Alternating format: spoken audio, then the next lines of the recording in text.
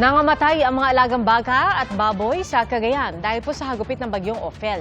At ang mga taniman naman natabunan ng pagkarami-raming kahoy na tinangay ng baha. Saksi, si Jasmine Gabriel Galban ng GMA Regional TV. Tila hindi maubos-ubos ang puwersa ng bagyong Ophel habang hinahampas ang probinsya ng Cagayan.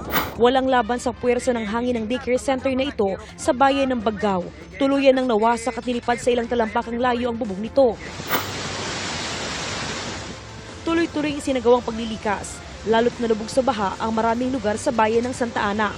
Nang gumabi, nirescue ang mga nakatira malapit sa ilog. Sa Apari, binitbit na ng mga pulis ang ilang mga bata. Katakot-takot na flash flood din ang naranasan sa katabing bayan ng Gonzaga. Nangamatay sa hagupit ng bagyo ang 28 baboy sa barangay Santa Cruz.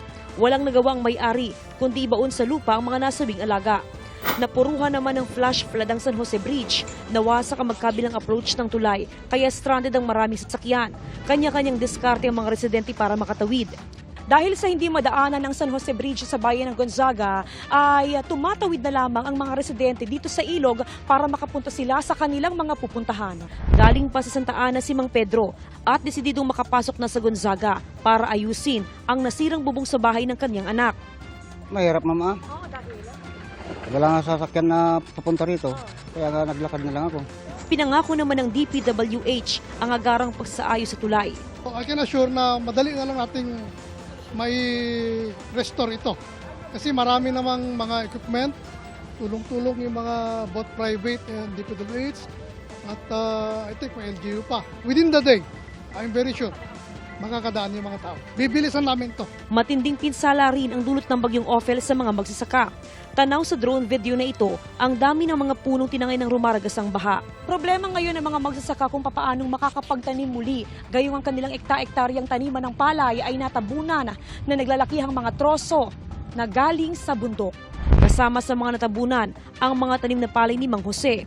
Naabutan namin siya nakabantay sa natitira niyang alagang baka. Ang 4 pang alaga niyang baka at 3 baboy nangamatay ng matangay ng baha.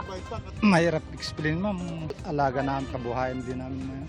Saka yung mga palayan, ma'am, na tabunan din ng mga ganito. Bahala ng ma'am. Sa ngayon, nagsasagawa ng malawakang assessment ang mga otoridad sa lawak ng iniwang pinsala ng nadaang bagyo. Pinauwi na rin ang mga bakwit dahil gumanda na ang panahon. Maaga naglakad pa uwi ang mga katutubong mula sa barangay Palawig. Oo, ma'am. Tignan namin yung bahay namin, ma'am, kung may akong tanong. Pero maayos naman ang panahon, di ba? Oo, ma'am. Okay lang, ma'am. Ayon sa National Grid Corporation of the Philippines, naibalik na kaninang umaga ang supply ng kuryente sa ilang bahagi ng probinsya na apektado ng nag-trip na linya sa Lalo, Santa Ana. Ang Magat Dam naman, may bukas pa ring 2 gate at nagpapakawala ng tubig hanggang ngayon. Para sa GMA Integrated News, ako si Jasmine Gabriel Galban ng GMA Regional TV, ang inyong saksi.